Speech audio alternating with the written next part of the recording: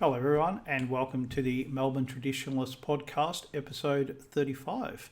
My name's Mark Moncrief from Upon Hope, and I'm here by myself today. As I was driving in, I started to cough, so I thought in the current climate, I would let David, his cock, know, and he said, I might give it a miss, which is fair enough. To be honest, I don't think I have the coronavirus. I think that last Thursday when I last did the recording, it was nice and warm and I was wearing a t-shirt. And now Monday, so what's that, 4 days later, I'm wearing a t-shirt, a shirt, a wind cheater, and I've got the heater on. So it's autumn in Melbourne and things are getting cooler. And I think my body is just saying, hey, I don't like this change. But I am here and I am recording. And today I'm going to talk about something that's talked about on the right a bit. And I wanted to put some more facts into the subject. And that is the bombing of Germany during World War II. Now, recently, someone on Facebook, on a political group that I'm on, put up a picture of Churchill and gave a quote from him. And of course, some other people came on and said, oh, he's a terrible person. You know, how can you put up a picture of him, blah, blah, blah. And then they said, oh, you know, what he did to Germany was a war crime and he should have been tried as a war criminal and so forth. So I got into a bit of back and forth with a guy. And I thought, well, there's a lot that I can say on the podcast that you really can't put in a sensible Facebook post simply because there's not the space. So today I am going to go into quite a bit of detail, and we'll see how we go. Now, the first point that I'd like to make is that strategic bombing started in World War I. The Germans had Gotha bombers. They also had Zeppelins, and they launched attacks on French cities and on British cities. But there were no Allied raids on German cities. Now, it was planned that would take place, and in 1919, a force had been assembled by the Royal Air Force to do exactly that, to bomb German cities. So they probably would have reached the Rhine, that kind of area. But the rest of Germany was far too far away. But of course, the war ended in November 1918, so that bombing didn't take place. Now, out of the First World War, there grew really a utopian idea that war could be avoided if it was made even more horrible. And there were those who argued during the war, in the army and in the air forces, that if the people at home, the civilian population, had experienced what the war was like, the utter destruction, the enormous loss of life, just the filth of the battlefield, rotting corpses and so forth, if they had been experienced to that, then they would have demanded that there be an end to the war. The war could not have gone on. And it's a utopian idea because we know that cities have been burnt to the ground all throughout history. And it goes so far back that it even takes place before writing. So archaeologists find cities that have been burnt to the ground and there's no written record of it because nobody could write. And it didn't end war. So there's this bizarre idea that nowadays people, 100 years ago, people were so soft that they just couldn't tolerate it. They just couldn't put up with it. And that then led to the idea that if people are so soft, if they really can't tolerate pain, which the entire First World War proved that people could tolerate pain and people weren't that soft, but they got exactly the wrong lesson out of it, then they should actually target the civilian population. civilians should be the target in future war, and their destruction, the destruction of their homes, the destruction of their daily life, the destruction of their lives, was actually the goal. And this has been termed terror bombing.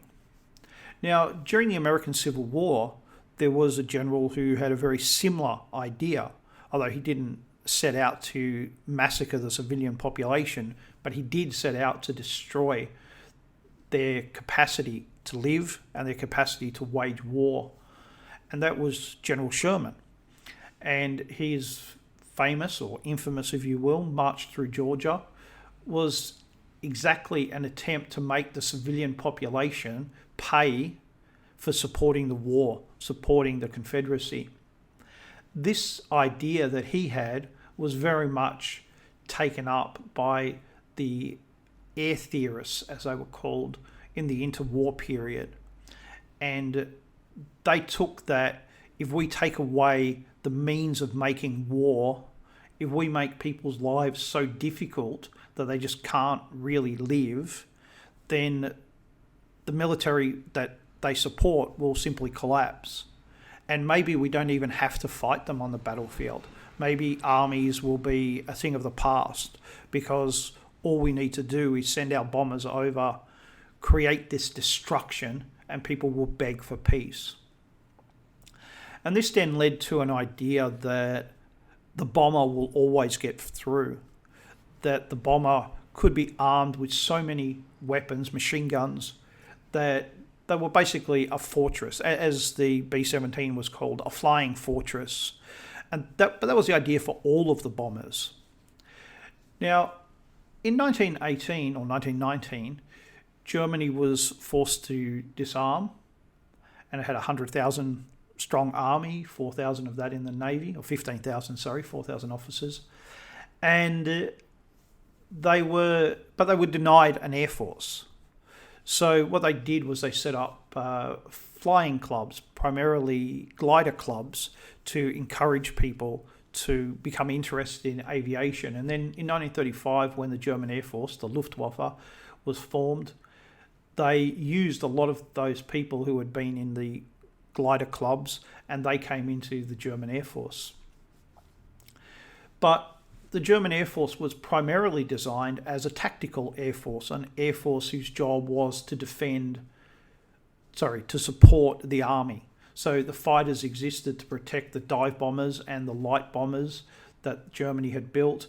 And the purpose of the dive bombers was to directly support the army. And the purpose of the light bombers was to bomb targets either heading towards the front or close to the front, supply depots, things like that. But they weren't specifically designed to bomb cities. But they did bomb cities. And they bombed cities in Spain, of course, famously Guernica, where Picasso's very famous and very ugly painting is about. And then during the Second World War, they also bombed Warsaw and Rotterdam in the Netherlands. Now, Warsaw you can sort of understand as a tactical event because the German army was closing in on Warsaw. They were attacking from three sides. They were repulsed. They launched air attacks on Warsaw, and they finally finished up capturing Warsaw. But in the case of Rotterdam was a mistake. The Germans had dispatched their bombers to Rotterdam, and they sent a message to the Dutch government saying, surrender the city or we'll bomb. And the Dutch surrendered. But the bombers couldn't be recalled because there was a communications mix-up. So the bombers actually did bomb Rotterdam, and they killed thousands of people. Now, those who talk about the Allied bombing of Germany, they like to just dismiss these and say, oh, they were so small, they were so insignificant. But actually, they set the tone. Because in Britain had heavy bombers. They had medium bombers, they had light bombers. They had a whole range of bombers. And their purpose was, at least in theory, to bomb cities and create destruction. But in 1939 and 1940, that didn't happen. The British did not bomb German cities. What they did do was they leaflet bombed. They flew planes over Germany and they dropped leaflets. I mean, it's just ridiculous. And it was about as effective as you would think it would be. But then in 1940, there was a change in tactics, and British and French had been kicked out of Europe. The Battle of Britain took place, and the German Air Force was primarily trying to destroy the Royal Air Force, so to shoot down their planes and attack their fighter bases. And this was working. Slowly the British were being ground down. And then the Germans changed their tactics and they began bombing German cities. Now, there's a little bit of disagreement about exactly why this happened. Some say that it was all an accident. A German bomber released its bombs over, a single bomber released its bombs over London, and then the British launched a retaliatory attack on Berlin, and then the Germans began bombing London and other cities in Britain in retaliation. Well, those facts are true, but is there more to the story? Well, a lot of people say that there is, that this was a inevitable build-up, that this was going to happen at some point, and this was simply the trigger for an event that was already set up to take place. And certainly the Germans then spent 1940, 1941 heavily bombing Britain in what's called the Blitz. And they caused a lot of destruction. Throughout the war, about 70,000 British civilians were killed in the German bombings. Now, as the war went on, those bombings became less and less because Britain simply became stronger and the German Air Force became weaker. But then, of course, in the last year of the war, there were the V-bombs, V1s, V2s, the rockets that were fired from from Europe into Britain. So they killed a few thousand people, I think about 4,000 people. In Germany, the bombing of Germany started off really haphazardly. So 1940, it was occasional, and every year it got heavier. But the Germans also fought back, and it was very hard for the British to bomb. And there was a very famous survey done in 1942 that said that British bombers didn't get within 5 miles of the target. I think it was about 50% of the bombers didn't get within 5 miles of the target, whereas Bomber Command, who controlled the bombers from the British side, they thought that they were very, very successful, like 80, 90%. So that was a big, big shock. And it led to a reevaluation of how Britain bombed Germany. And Britain just got a lot better.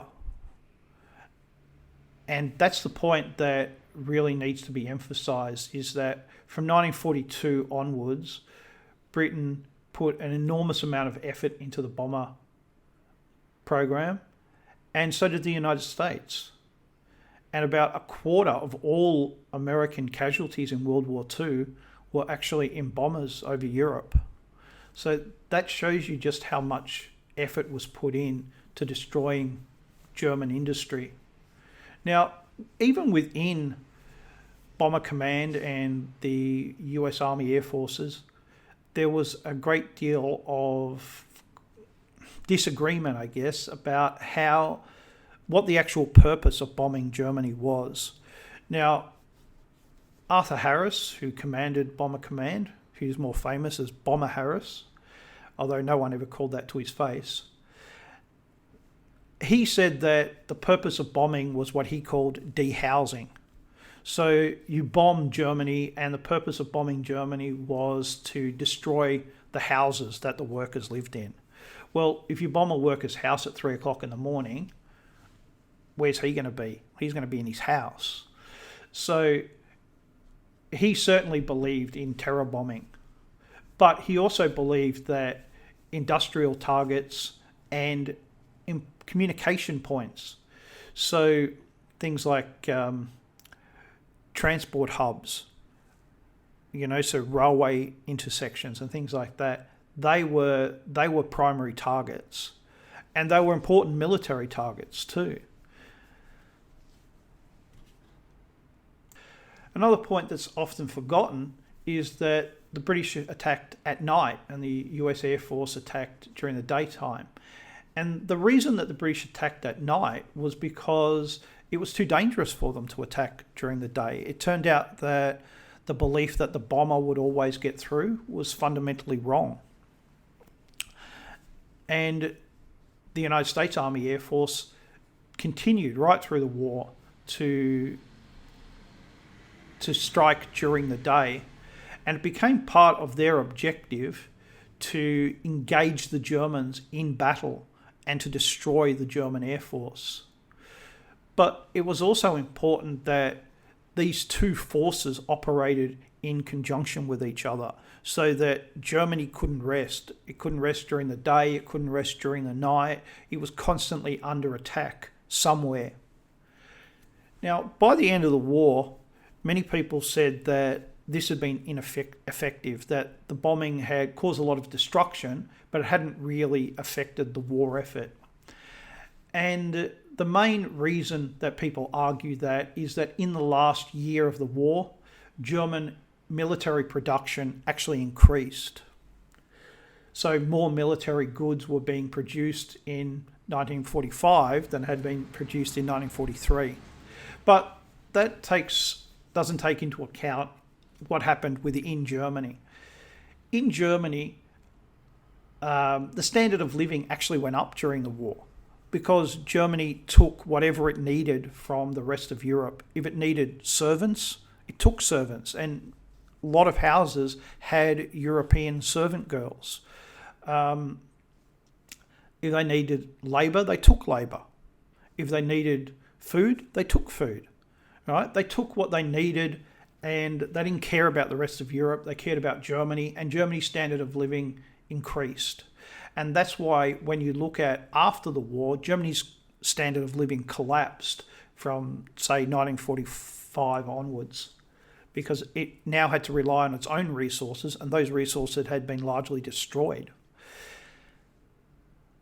But it also meant that there was a large consumer market. Hitler had purposely kept a lot of German industry producing civilian goods, and only in the last year of the war was that abandoned, and all of those factories were then converted to war production, something that even in America had been largely discarded. So there was a lot of industrial capacity that wasn't being used. But there are 5 reasons why the bombing of Germany actually helped win the war for the Allies. The first is that the bombing of Germany meant that Germany had to be defended. So the German Air Force, which wasn't actually that big, was taken away from the battlefields and dispatched to Germany to fight the bombers. And what that meant was that over every battlefield, the Allies actually obtained air supremacy. So German forces could constantly be put under air observation, so they could be attacked by artillery, by air power, and they were constantly attacked. And the Allies didn't have that problem. That's a big advantage for the Allied armies, a massive advantage. And in fact, in Italy, the German army had a saying, if you look up at night and you see a plane, that's British. If you look up and in the daytime and you see a plane, that's American. If you look up into the air and you can't see any aeroplanes, that's the German Air Force. That's how much the air campaign had affected Germany's ability to maintain air supremacy over the battlefield. Secondly, is even though the Air Force was largely taken back to Germany and new reinforcements were sent to were kept in Germany to fight the bombers. Those air forces were constantly under attack. They were attacked by the Allied aircraft themselves, and when the Allies got long-range fighter protection, that was a massive blow to the Germans. But the Allies also concentrated on destroying the German capacity to build aircraft. So they attacked factories that built aircraft. They attacked factories that built components for aircraft. And they also attacked German airfields, so that the Germans were constantly under attack, constantly under pressure. The third thing that they did, and this can't be emphasized enough, is that the Germans had 20 flak divisions. So flak is the German name for anti-aircraft. And those 20 divisions took up about 100,000 men, and they had about 10,000 anti-aircraft weapons. Now, you think about this. Most of those were cannons, heavy artillery. Imagine what 10,000 artillery pieces would have done to any battlefront. Imagine how much more powerful the German army would have been with 10,000 artillery pieces. And in fact, one of the things that kept the German army down was that it didn't have that many artillery pieces. In the First World War, a German infantry division had 18 heavy artillery pieces. In the Second World War, they had 6. And one of the big reasons for that is because many of those cannons were put into tanks. Now, those 10,000 guns couldn't be made into artillery pieces and be put onto the front line. They couldn't be put into tanks. They were instead fighting the Allied bombers. The fourth place where the bombers were really decisive was in Normandy. Before the Normandy invasion, the bombers were taken off their targets in Germany, and they concentrated heavily on bombing targets within France.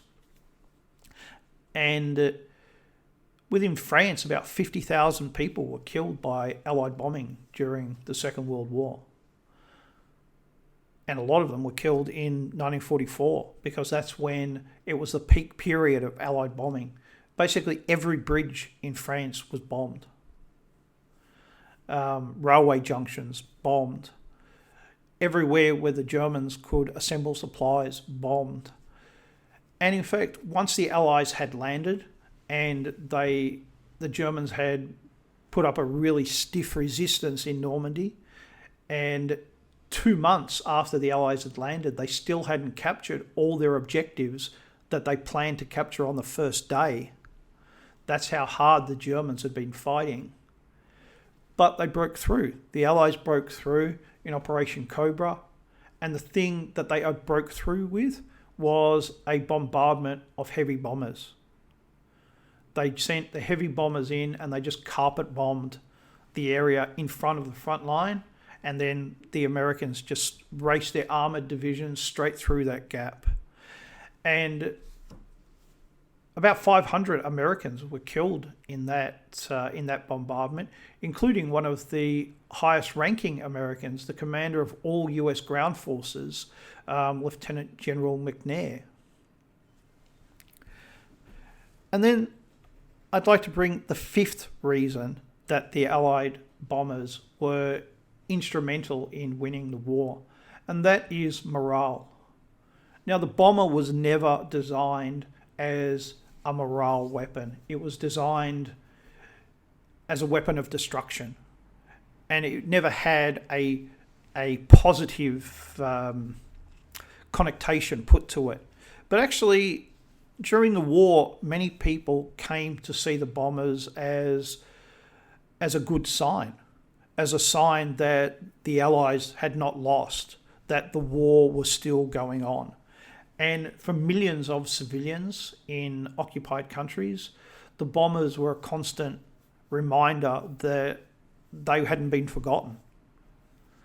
And that was true of people in concentration camps. It was true of forced labourers, and it was true for Allied prisoners of war. Now, all of these people were sometimes killed by Allied bombing, but the vast majority of them wanted the bombers to appear because they kept on reminding them that the war was turning. And it had an effect on German morale too. You know, when they were being bombed, like in other cities, the Germans actually formed closer bonds with each other. They were under fire, and they needed each other, and they supported each other.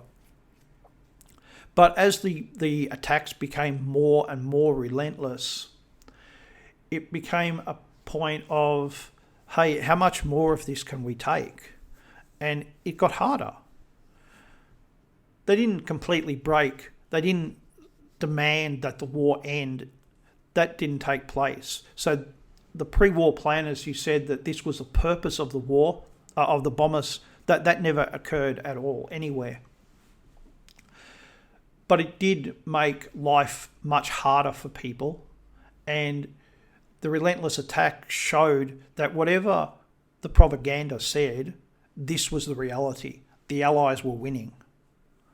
And that was a very important point. And I think after the war, that was very important because there could be no more idea of the stab in the back. The German people at every level of society knew that they'd fought bravely, but they'd lost. There was absolutely no question that they had lost. Now, one of the most controversial aspects of the bombing campaign are the fire raids, the firestorms. So there were two firestorms, one in Hamburg in 1943 and one in Dresden in February 1945. So only less than 3 months before the end of the war. The Allies actually tried, or the British tried in every raid to create a firestorm, but only twice did they actually succeed in doing it. There are a few times where it started and then it was managed to be put out, or the wind changed, or something happened, and instead of it becoming a firestorm, it was just a heavy fire and it went out. And the truth is that no one actually knows exactly why some cities burnt and some didn't.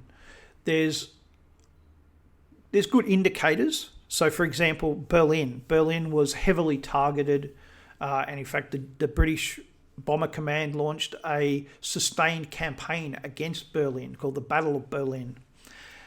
And they failed to achieve their objectives. They wanted to burn Berlin to the ground, and they just couldn't do it. Berlin had about the same population as London, but it was actually a much bigger city and a younger city. So the buildings weren't as old, they weren't as flammable, and they were spaced out more.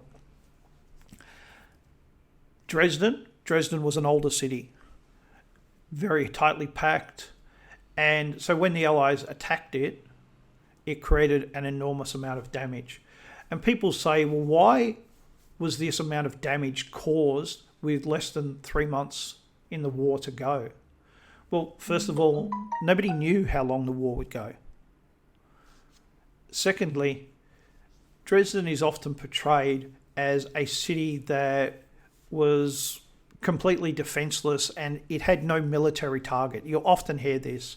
There was no military target. But Dresden was the main electronic manufacturing centre in Germany. So, of course, electronics are very important in war, particularly in the bomber war. And it was also, by that stage, the centre for all resupply to the Russian front. Now, the Russians were on the Allied side, so the Allies were trying to end the war as quickly as possible. And one of the ways that they did that was by constantly attacking any target in Germany that made any kind of resistance. Just destroy as much as you could to stop the war from continuing. And in May 1945, Germany did surrender. Now, many of these techniques were also used on Japan and in later conflicts, but I think that I've demonstrated that there were good reasons for the Allied air campaign against Germany, for the bombing of Germany, and certainly it killed a lot of people, it killed a lot of civilians, but I don't think that people can say that it was immoral when the Allies did it to Germany, but it wasn't any biggie when the Germans did it to the Allies. Well, that's the war. That's what went on. And the real argument that's being made by many people is not really that it's immoral. It's that the Allies were much better at it. And that's true. The Allies got much, much better at bombing, and by the end of the war, they were superlative in what they could achieve. Now, I think I might leave it there. Thank you very much. If you would like to support my work, you can go down in the description box and go to Subscribestar. And if you would like to read more of my thinking, then you can go to Upon Hope. Just type that into your favourite search engine. Thank you, everyone, and have a good day.